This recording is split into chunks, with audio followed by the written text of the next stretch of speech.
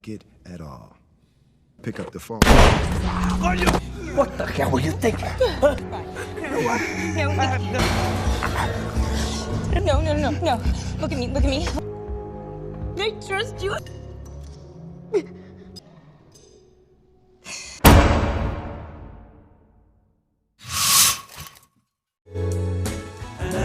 Cerita diawali dengan seorang penipu ulung bernama Nicky Subregon yang mengunjungi sebuah bar di New York, di mana dia tertarik pada seorang wanita cantik yang sedang bersama pria lain. Setelah pria tersebut mulai pingsan akibat alkohol, wanita itu mendekati Nicky, memperkenalkan dirinya sebagai Jess. Mereka naik ke kamar hotel Jess dan mulai berinteraksi secara intim. Namun, tiba-tiba seorang pria bersenjata masuk dan mengancam mereka. Jess mengklaim bahwa pria itu adalah suaminya. Nicky dengan nada sarkastik menyebutkan bahwa ia menderita kanker, yang membuat pria itu ragu untuk menembak.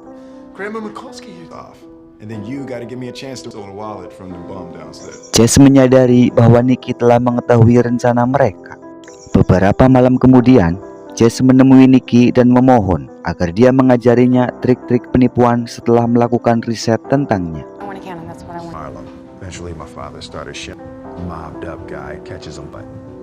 Nicky menceritakan kisah tentang dua rekan penipu.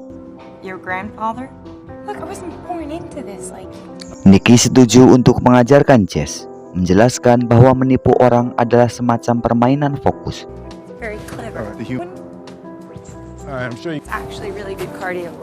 Dia mendemonstrasikan tekniknya sehingga Jess tidak menyadari kapan Nicky mengambil sesuatu dari dirinya.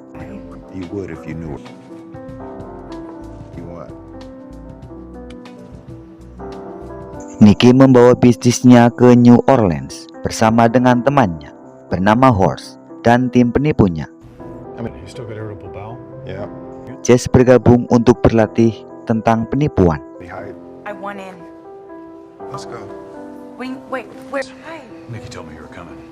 Mereka berkeliling di jalanan yang ramai, mencuri barang-barang seperti jam tangan dan dompet dari orang-orang yang tidak curiga.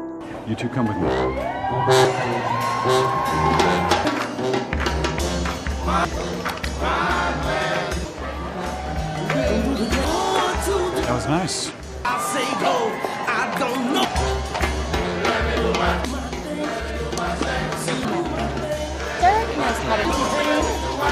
Mereka juga mengajak Jess ke kasino hotel untuk latihan berikutnya.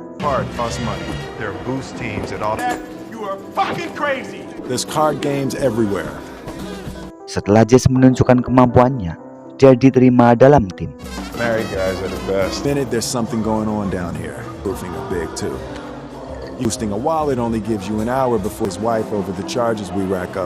Jess berkenalan dengan salah satu teman Nicky yang bernama Farhad. Dia terlibat dalam skema lebih rumit, termasuk mencuri informasi pribadi menggunakan ATM palsu. Meskipun perilakunya kasar, Jess tertarik pada Farhad.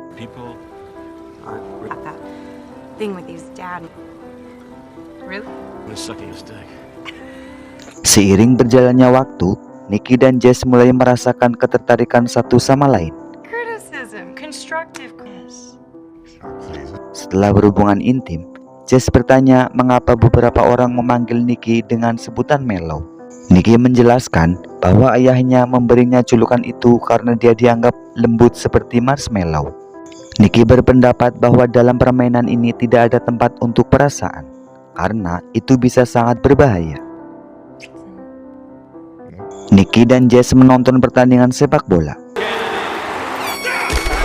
Dia saling bertaruh kecil, seperti apakah seorang penggemar akan menangkap hotdog, atau apakah ada penggemar yang terlalu mabuk untuk berdiri.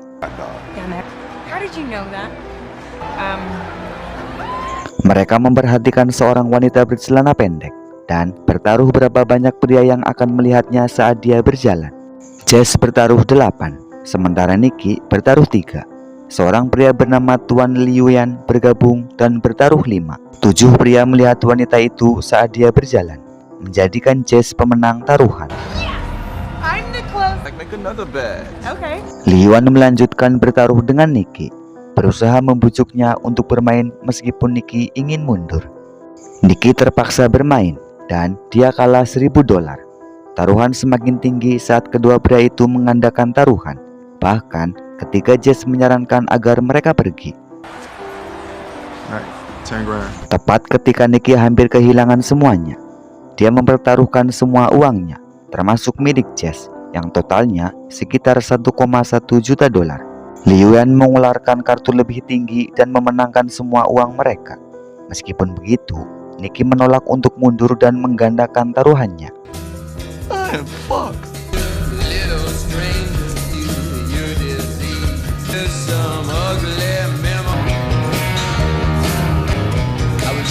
Nicky meminta Liu Yan untuk memilih pemain manapun di lapangan dan Jess harus memilih pemain yang ditunjuk Liu Yan. Liu Yan memberi mereka kesempatan untuk mundur, tetapi Nicky tetap memaksa Jess untuk memilih. What? Just do it. Easy, I know, but it will be his fault. Jess menggunakan teropong untuk melihat dengan seksama dan akhirnya memilih Farhad yang mengenakan kaos bernomor 55. Pilihannya mengejutkan semua orang karena itu adalah jawaban yang benar. Oh my god. Dalam perjalanan pulang di dalam taksi, Nicky yang kini membawa banyak uang menjelaskan kepada Jess bahwa semua ini sudah direncanakan sejak awal. Dia sadar bahwa Liu Yan adalah penjudi terkenal, sehingga dia mengatur agar Liu Yan melihat angka 55 sepanjang hari. I'm the blind mouse? That's amazing. Nicky meminta sopir taksi untuk berhenti, lalu memberi instruksi agar Jess dibawa ke bandara. What is this? Kidding, right? Dia meninggalkan Jess dengan bagian uangnya dan pergi tanpa menjelaskan, meninggalkan Jess bingung dan patah hati.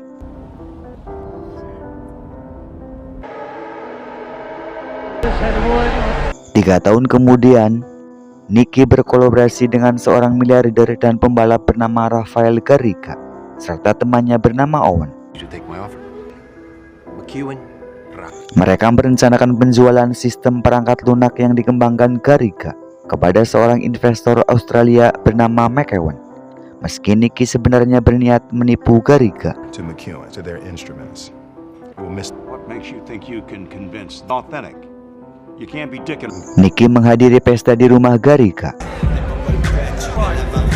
di mana dia melihat Jess untuk pertama kalinya sejak perpisahan, mengenakan gaun merah yang menawan.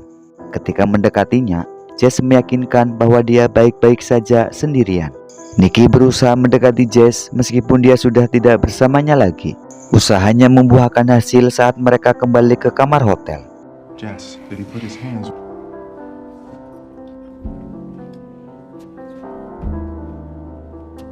Dan keesokan harinya, Owen mengunjungi kamar Nicky sementara Jess tidak terlihat. Cancer.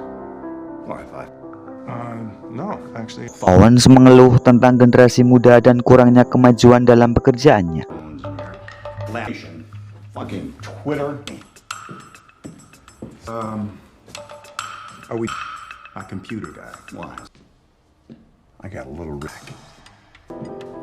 Nicky berhasil menjual perangkat lunak Garriga tidak hanya kepada McEwen, tetapi juga kepada beberapa investor lain dengan harga yang sama, sekitar 27 juta euro.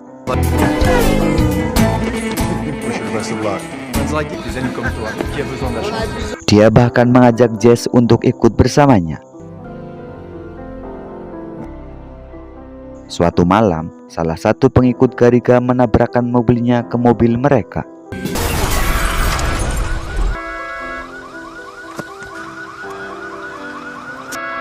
Mereka diculik dan dibawa ke gudang Garriga dengan mulut mereka terikat lakban. Nicky dibebaskan dari lakban di mulutnya. Not some fake softwares. The real Yaxar stole revenue, which is my standing. Nicky meyakinkan Garriga bahwa Jess tidak terlibat dalam rencananya, sehingga Garriga membebaskannya. What is so funny? Setelah Nicky melepaskan lakban dari mulut Jess, Jess mengakui bahwa Gariga bukan pacarnya. Dia hanya menginginkan jam tangan senilai $200 kepadanya. It's worth 200 grand. Showed up. You are so much better than watch. He had roughed me up. She was really. Nikki kemudian ditembak di dada oleh Owens.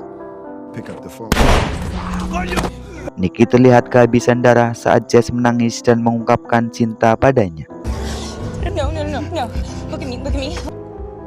They trust you. Nikki tampaknya sudah meninggoy hingga Owens menjelaskan bahwa dia menembak Nikki di tempat yang tepat untuk menghindari arteri utama, meskipun paru-parunya tertusuk. Toledo panic button. Oh, before you drown. Owens membersihkan darah dari paru-paru Nikki dan dia berhasil menghidupkannya kembali. Dia memanggil Nikki Mellow, mengungkapkan bahwa dia adalah Bakis Burgeon, ayah Nikki, yang terlibat dalam penipuan ini sejak awal. Owens membawa Nikki dan Jess ke rumah sakit, mengingatkan Nikki tentang perkataannya tentang mempertaruhkan nyawa dalam permainan penipuan. 3 generations of all my earnest effort. Jess membantu Nikki berjalan ke depan rumah sakit. Nikki kemudian menyadari bahwa Jess mengenakan jam tangan Gariga di pergelangan tangannya, dan cerita pun selesai.